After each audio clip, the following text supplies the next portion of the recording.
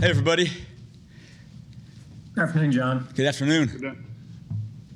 When you've had a kicker that's had an uncharacteristic season like Greg, when you're at this point going into the postseason, is it more just about making sure he's fine mentally versus anything mechanically that you can do at this point? Yes. Yeah, I think we're at the point now where there's a few things that he knows how to tighten something up that he's been working on. But I think at this point, 17 games in, and he missed all the preseason, of course, but I think it is just psychological.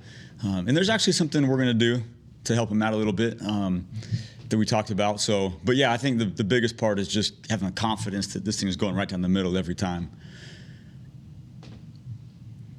When a player misses extra points, how different is your coaching perspective on what you're looking at relative to a missed field goal? Not much difference, except obviously 2 points difference between the 1 and the 3. But yeah, you don't want to see any of them go outside of it. You don't think, so just a PAT, it's only 1 point. Okay, and a field goal different. I look at every kick, a PAT or a field goal, as the same.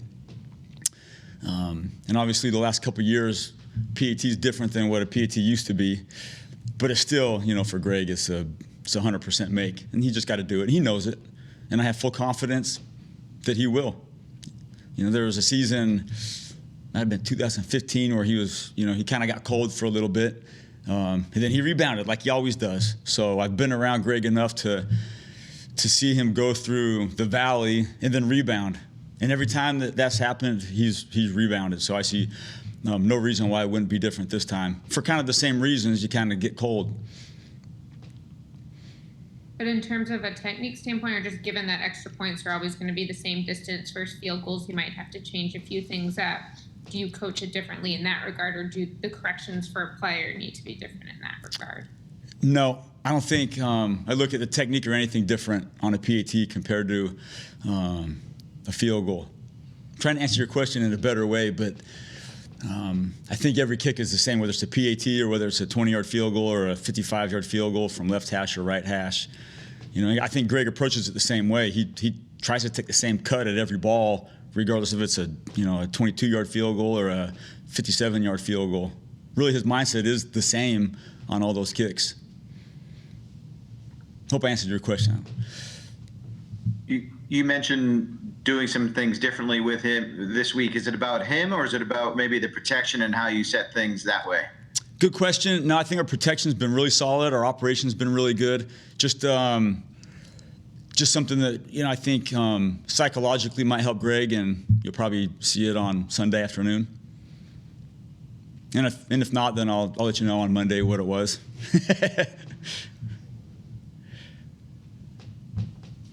Is Pollard back to being your kick returner, or are you still trying to figure that out right now? I think we're still trying to figure that out, Calvin. It's going to be the confidence that Tony has in his ability to do that task, because being a kick returner is hard, man. And you got to have the full confidence in your ability to put a lot of weight in that right foot or left foot and make those very instinctive cuts without thinking about it. The kick returners go into this place where it really becomes very instinctive, and your brain gives you a trigger and you got to hit it. And so I think that's just the confidence. Hey, TP, are you feeling like you have the confidence to make instinctive, high-speed game cuts? If he feels that way, then of course we'd love to have him back there. But if not, I think Corey's done a good job, at least handling the football. Got a little overzealous on maybe one of them on Sunday, but he was kind of feeling it. It was his former team, and maybe stay, but hey, you know what? We also like to compete, so go ahead and go. When it's something that's believed to be psychological, where as a coach do you pull from in terms of, let's apply this toward this situation? Yeah, that's a great question. What I'm pulling from is my experience. And the most interesting one I had was Janikowski. When I was in Oakland for 4 years, he was a great kicker, first of all, but he also had his ebbs and flows. And he was the one that Janikowski never wanted to become too technical or become too robotic to fix things. It was more of let me just go out and let me just swing a little bit more without being too over analytical on my technique. And so I think what Greg is kind of the same thing is, let's not be over analytical with, your approach, your plant foot, you start thinking about everything, and then you just become a robotic swinger. I think with him is just, let's get out there. He was in here today, making sure he doesn't kick too much this week, but just get out there and just swing, get your leg moving, kind of find that sweet spot. But don't try to, at least from my perspective, don't try to nitpick so much, because then that might have a reverse psychological effect. You start thinking about too much and your brain is cooked. It's a great psychological thing to deal with. Kicking's hard. It's got to go through. And if it doesn't, everybody knows, But I'm very proud of Greg. He's grinded very hard this season, and obviously the pressures, he feels the weight of it. He wants to perform for the team. He doesn't want to perform for himself. He wants to make kicks to help the team, and he feels the pressure. And so part of my job too is to not put more on him. Your job's on the line, the season's on the line, because I don't think that helps, because I think he knows that. So part of it is, hey, man, get back there, have the mindset that I'm going to poke this sucker and it's going to go right down the pipe. I'm not going to aim. I'm not going to guide it. I'm not going to overthink it. My team needs me, so I got to get this done. And I think that's where we'll find Greg at on Sunday. How did those two juxtapose? Because last week you guys watched all of his kicks, his makes, his misses. You talked him all the way through. And then now it's don't think too much. What's the balance there of wanting to go through things, but also for a guy who might be thinking too much, can that be counterintuitive to go through that exercise? Yeah, I think that's been not my dilemma, but kind of my exercise is, we can't just not watch the tape and say, okay, hey, next week's going to get better. Let's pretend like nothing happened. So we got to go back and watch it and critique it. But that is the balance that I think every coach is always trying to find is, where do you want to critique? And, there's some technique stuff, and you got to get to work in and not just sweep everything under the rug, but you also don't want to overdo it. I think that's always been at least a special teams balance, even if it's a punt returner or you're like right guard on punt team, where sometimes those positions aren't in the spotlight like a kicker would be, where, they mess it up, but it kind of gets lost in the wash. That is a balance. Yeah, and I'm trying to find the perfect mix of, hey, let's study it, let's critique it, let's work on it, versus let's also just go play some football and not think about it too much. I don't know if I have a perfect answer for you exactly what's always worked, because I think every person is a little bit different.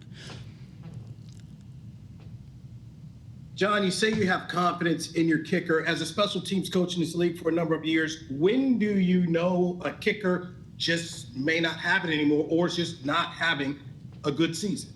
Yeah, that's a great question. I don't know if I've ever been around a kicker yet where I said, this is probably it for him. I was in Baltimore with Matt Stover, and he had, he was an older kicker that had some good years. I was with Janikowski, and he was still pretty dang good. I think probably where I make the evaluation is in practice. What's the sound of the ball coming off the foot? Is it dull, or you can tell when a ball gets towed, there isn't that same impact. Is the trajectory lower coming off the foot compared to what it used to be? This season in practice, Greg's practice production has been like it's really always been, to be honest with you. The sound of the ball coming off the foot's the same, the trajectory's the same, the power's the same, the accuracy's the same. So I think it was 2015 we went through a stretch with Greg where it was his contract year too. He got cold, and the whole season he kind of got cold. He warmed up a little bit at the end of the season, and then the very next year I think might have been his Pro Bowl year or the year after that. So I'm not sitting up here having false hope or just making claims out of the blue like, yeah, he's going to pull himself out of it. I've seen it. There might come a time where, yeah, he doesn't ever get it back, but this time isn't now. I love Greg. I believe in Greg, and I'm not supporting him just because of my experience with him over the last 10 years. This is a production business, and when we stop producing, then things change. But I have full faith in Greg. I do. And if I'm wrong, then I'll be wrong. But I just really think I'm going to be right. I guess we'll see.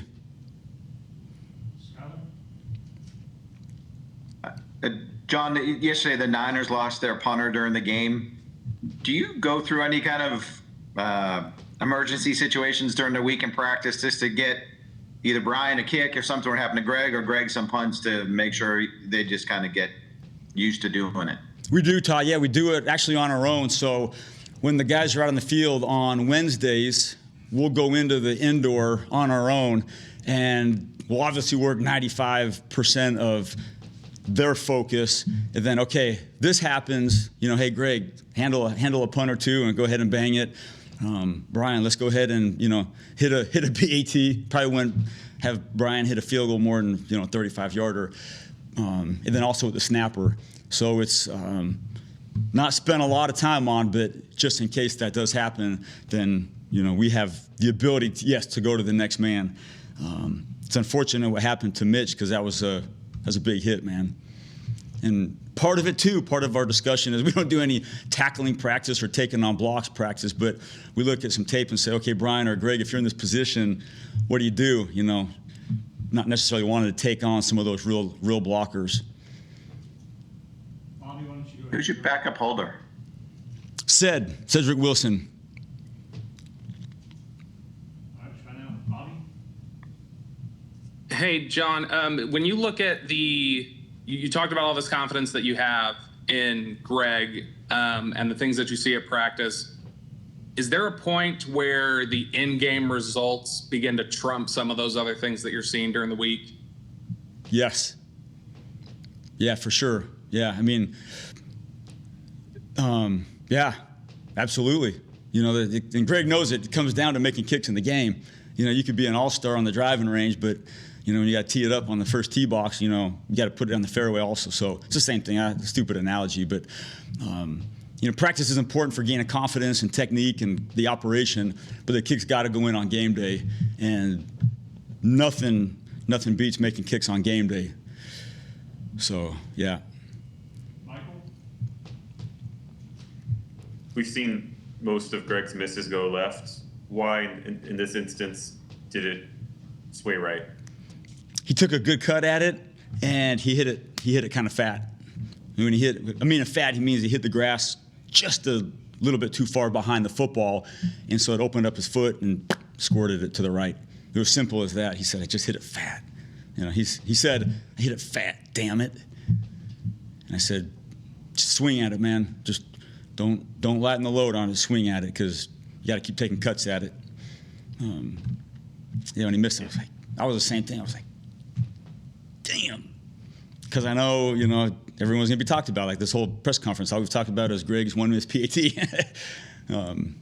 So, he'll start making kicks. We can start talking about some of the other guys that have done a great job this year. I'm sorry to ask about Greg then after that. No, it's good. Hey, this is what it's all about. For someone who it seems has, if anything, a penchant to overwork, maybe kicking too much in the sort. I know you're not in the business of excuses, but when he goes through the surgery and he's kind of behind the eight ball in terms of, not having his normal off-season routine disrupted and trying to get ready for the season, not having too much preseason to work with, do you think that at all disrupted his early season rhythm? Yes. Yep. Is that at all what we're seeing, the after effects of that? I would say yes. Because he's kind of been trying to find it really all season. He's really been kind of trying to find it all season, and he really only started trying to find it when, the game was live, Tampa week. That's when we first got him out. We kicked quite a bit actually in the preseason, but it was all just swinging, really no operation. About every other day, we did quite a bit of swinging off the time clock. Nobody was out there. I don't think people realize that, but But as far as the operation and true game, he really started trying to find it right about when the season started. And so that put us behind the 8 ball. And I think he's still, I can speak for him. I think he's still trying to find it. And he's been real close. And for a couple of weeks there, he was really dialed in. And then he said Kansas City game, he hit a couple really good balls. And then he just kind of lost it. And he's been kind of back and forth. It seems like since the Kansas City game, where he felt like that's when he found it. You don't think that's kind of scary to be going into a playoff game and you're still talking about your kicker trying to find it? If it was a rookie, maybe. But I think every kicker's kind of lost it before and they find it again. I think Tiger Woods a lot of times has lost it. It's like if you're a golfer, it's like, man, once you get it down, why don't you just stay with that forever? But either they kind of lose it or they kind of tweak it. So it's a good question. Yeah. Yeah, I mean, think Tiger's a Hall of Famer, though. Tiger's a Hall of Famer. Yeah, well, we got a ways to go, Greg. I think everybody's kind of, as far as making me nervous going into the playoff game, that's not making me nervous. But, who we're going to have active, who we're making sure nobody gets COVID. There's a lot of other things, too, that are like, man, there's a lot of unpredictables that are happening in the special teams world. Who's going to be dressing? So there's... Let's go. John, I believe Brian finished the season averaging 44.6 yards per punt, which was a franchise record, 4th highest net average in a season in NFL history, the game notes were saying. I know you've spoken with us at different points this season about what he's doing so well, but now that he's carried that success through the full regular season, can you just talk about what impresses you most with his year and how difficult it is to achieve something like that? Yeah, that's it's a good question. I've said it all along with Brian, is his process during the week is fantastic. I mean, he has a very good plan, how many balls he wants to hit on Wednesday and Thursday, and we go through some drills, and he's really stuck to the plan. Brian would tell you he's very proud so far of the protection he's received and the coverage that he's gotten, because that all factors into net. Net, to me, is definitely attributed to the punter, but it's also attributed to the other 10, because you got to protect him and you got to cover that thing and down the ball as fast as you can. So I really, I'm proud of the net punt record for the Cowboys, because it's a season-long thing. It's not like, hey, this was a great game or this was one amazing punt. It takes, I don't know how many times we punted it this year, but everyone had to be pretty darn good to flip the field. And really that's the goal, is the reason why you want the biggest net is because you want to put our defense on the field as far away from our end zone as possible. But it's a season-long goal that's tough, especially as many bodies as we've had on punt team. I think 17 games, we probably had 13 or 14 different punt lineups. So, really attributable to Brian and also his teammates. Pretty awesome. Thank you. Thanks, you guys.